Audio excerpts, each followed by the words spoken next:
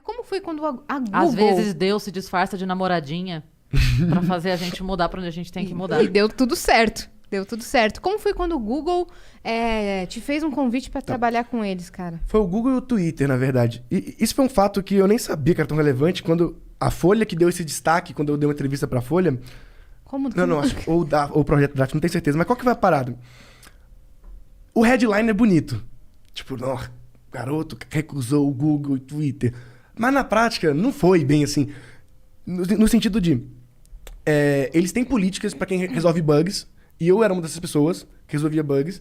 E no Twitter, em algum momento, eu resolvi um bug do Twitter que, inclusive, a equipe do Twitter, nem tinha instalado no Brasil ainda, entrou em contato comigo para descobrir que bug é esse, porque era um bug que só acontecia com acentos, só em português tinha, então eles não sabiam que existiam. E eles pediram o meu código para poder usar o meu código na correção do bug. Foi muito legal. Eu tive uma relação com alguns funcionários do Twitter. Era bug de quê? Cara, era um bug que, tipo, quando você tinha acentuação, os arrobas e as hashtags ficavam deslinkadas e perdiam os links. Aí eu queria uma extensão para corrigir. Verdade! Aí os caras acharam isso legal. E surgiu uma proposta, tipo, olha, quando ele estiver no Brasil, a gente quer que você trabalhe aqui. E o Google tinha sido um pouco antes, por causa dessa época de bugs também, mas os headhunters sempre procuram talentos. E eu só não continuei. Não é que eu falei, não quero. Eu só, tipo, não dei progresso nisso, não entrei, porque eu tinha muito medo de entrar. O motivo pelo qual eu recusei, que eu não quis entrar nessas empresas, é porque eu era muito novo e eu nunca tinha trabalhado com ninguém, nunca tive um chefe e... eu tinha uns horários muito loucos. Eu gosto de trabalhar de madrugada, eu não sou subordinado, principalmente naquela época. Então eu falei, cara, ser contratado por uma empresa dessa é legal, mas ser demitido em 2 meses é uma merda. Então eu tinha muito medo de ser demitido, essa é real. Porque eu falei, cara, e eu não achava que eu era tão bom assim. Eu tinha muita, sei lá, síndrome do impostor. Eu falei, cara, meus códigos não são tão bons assim, não sou tão bom programador. Quando eles me contratarem, eles vão descobrir isso. Sou muito novo. Exato. E a galera fala assim, recusou a empresa na Google e Twitter. Pô, os caras têm dezenas de milhares de funcionários. Eu não ia entrar como um diretor, eu ia entrar como um estagiário. E aí eu tinha muito medo também de ser só mais um. Porque eu sempre quis fazer as minhas ideias. E aí, lá dentro, eu estaria trabalhando para a ideia dos outros. Eu só fazia ideia dos outros em filas para financiar para fazer as minhas ideias. E eu não queria ter um emprego, eu nunca quis ter um emprego. Não porque eu não preciso de um emprego, não precisava de dinheiro, mas é que naquela época eu não precisava, tipo, eu era adolescente, então literalmente eu tinha muito na minha cabeça, o momento que eu tenho pra poder fazer o que eu quiser, sem ganhar um centavo é agora, porque quando eu ficar mais velho, tiver responsabilidade, tiver família, tiver filho e tudo, eu não vou poder me dar o luxo de seguir esse caminho. Então eu nunca quis trabalhar pra ninguém, não recusei só esse emprego, eu recusei vários empregos. Inclusive tem vários amigos meus, eu lembro muito o Get Ninja, sabe? O Edu virou um amigo meu alguns anos depois, ele me mostrou um print dele me chamando pra trabalhar lá no Get Ninja também, eu recusando. E eu sempre tive essa vibe de recusar, não por não querer trabalhar com os caras, porque eu queria muito... Eu tinha minhas ideias, eu quero fazer essas ideias. Eu era muito na minha cabeça o que eu quero fazer. E fazendo suas ideias, você já estava se destacando. Exatamente. Né? Como um prodígio. E aí eu tive o estalo mental assim, que eu sei que eu não sou o melhor programador do mundo, nem quero ser, porque eu nunca quis ser programador, eu queria fazer minhas coisas. Aí eu descobri que para fazer minhas coisas, eu precisava programar. Então, a minha vibe era construir as coisas que eu acreditava, e tanto é que muitas deram certo. Tipo, deram muitos downloads, muitos acessos, gerou mídia espontânea, de graça. Então, eu sentia que eu estava acertando, que eu estava fazendo alguma coisa que as pessoas se interessavam. E as pessoas só viam um skill de programador em mim. E eu não via esse skill tão forte, porque eu sabia a quantidade de gambiarra que eu fazia.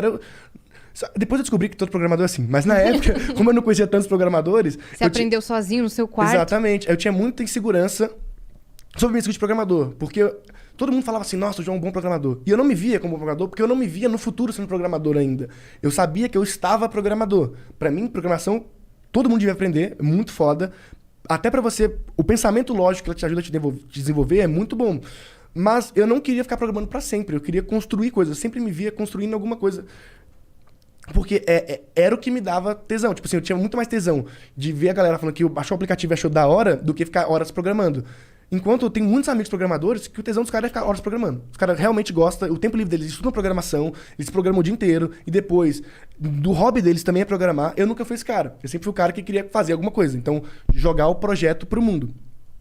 Aí, eu não me via trabalhando em lugar nenhum, e foi uma decisão que parece louca, mas deu certo. Então, E como eu era prodígio, eu perdi o raciocínio. Gente, é difícil. Não, pode continuar. O TDAH é foda. Mas como eu era prodígio, eu sabia que todos os destaques e portas que eu tava abrindo era muito pelo fator de eu ter 16 anos naquela época. Então, tipo, tenho 16 anos, isso é um diferencial. Porque eu percebia isso porque ninguém fechava a porta na minha cara. Ninguém fecha a porta na cara de um garoto sonhador e que eu via muito que as pessoas que eu abordava gostavam muito de mim e queriam que eu fosse filho delas. Tipo, uma coisa assim, pô, eu queria muito que meu filho fosse assim.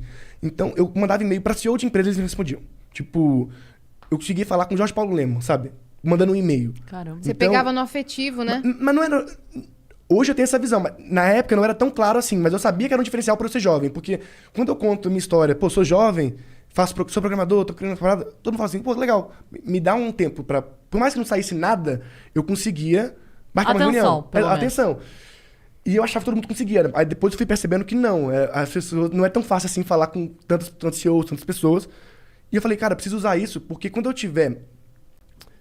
Tipo, 25 anos, que é a idade que eu tenho hoje, eu não vou ter um diferencial mais por ser jovem, porque eu sou só mais um profissional. E aí, eu tive uma conversa com a minha mãe. Minha mãe é professora de português e é pastora também. Muito louco. E eu falei, mãe, eu vou largar a escola. Quando eu mudei pra São Paulo, eu larguei a escola. Isso eu não sabia. Eu nunca completei o ensino médio. Pouca gente sabe. Algumas pessoas sabem, mas... Por que eu não completei o ensino médio? Porque eu falei, mãe, eu tenho esse ano e o próximo de oportunidades que nunca mais vão ter. Porque eu não vou ter 16 anos pra sempre. Se tudo der errado, eu posso voltar, ir pra escola, perdi 2 anos, então, tipo, vou me formar 2 anos mais tarde, tá tudo certo, vou virar estagiário, tá tudo bem. Se der certo, é a oportunidade única, que eu nunca mais vou ter. Então, era muito claro pra mim que ser um prodígio era uma... que eu podia passar, ou podia ser algo que eu podia construir alguma coisa. E aí minha mãe, sei lá como, louca, aceitou. Eu já era emancipado, mas ela sempre apoiou nesse sentido. E é isso. E aí foi isso.